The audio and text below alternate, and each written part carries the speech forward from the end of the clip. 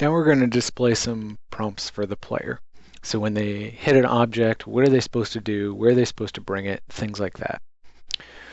So what we're going to do is create some GUI text. So graphic user interface text that pops up, and it's only going to be rendering on the game view here. So as we add objects in our hierarchy, since it's UI stuff, you're not going to see it in the scene view.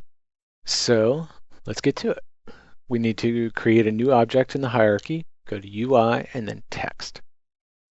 Okay, so as you click that, it's going to add in a few objects for you: canvas, text, and event system.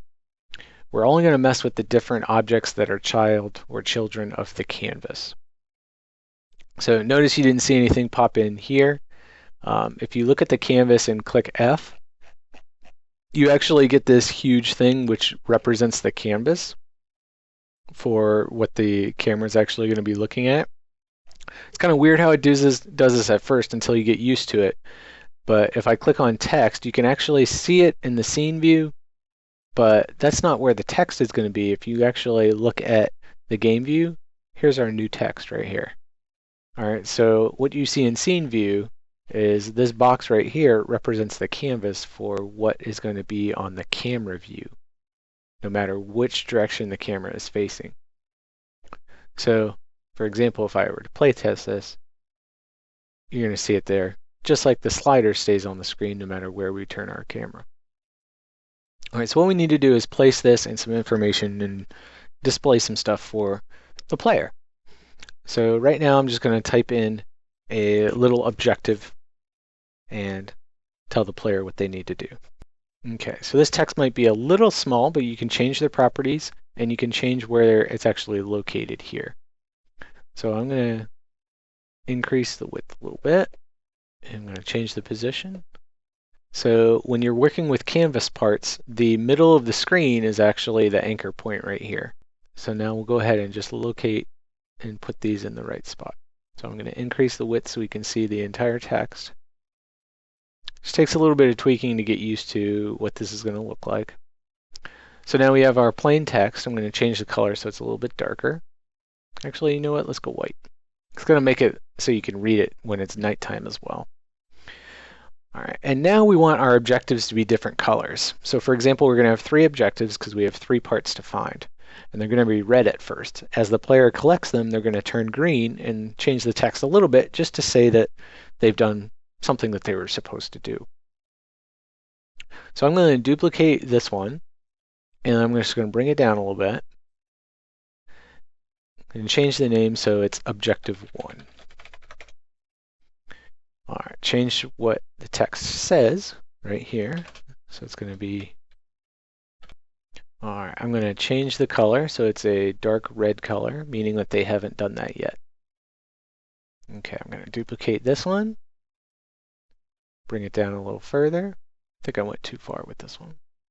Change this to Objective 2. So just a slight change here, find the transmission. Okay, so we have our 3 objectives here. So in code, there's not going to be much of a change. We just got to add a few lines in each of our if statements. So if you don't have your script open, go ahead and open it up. It should be in your scripts folder called Player Controller. And this is what it looks like. So now we're going to put in some edits so we can actually grab each of these objects in code and then change them as the player runs into them. So we have our collision event.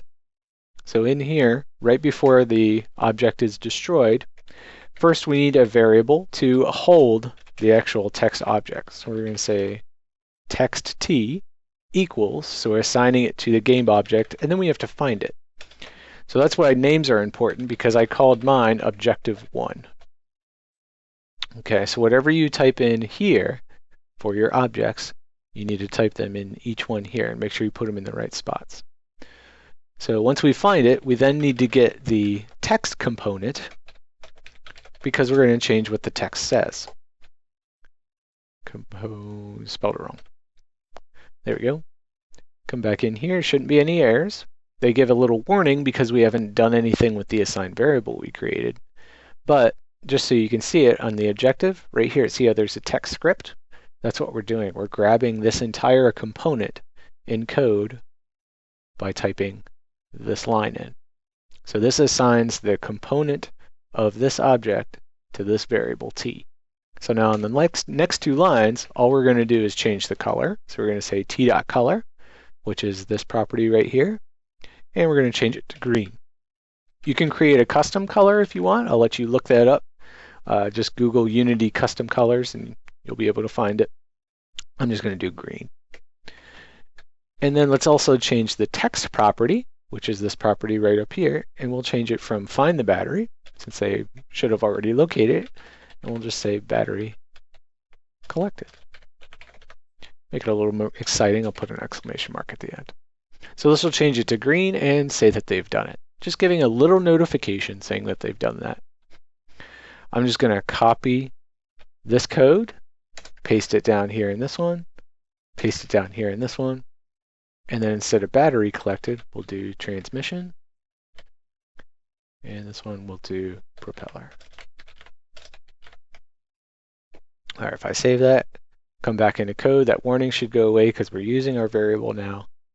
Okay, I ran into the battery, get my little debug statement saying it's picked up, and now we see that it says battery collected. Run into the transmission. Whoops, that's why we debug.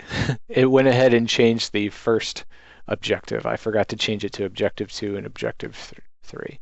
So let me come back in here, 2, 3, save that. Battery collected, transmission collected, propeller collected. All right.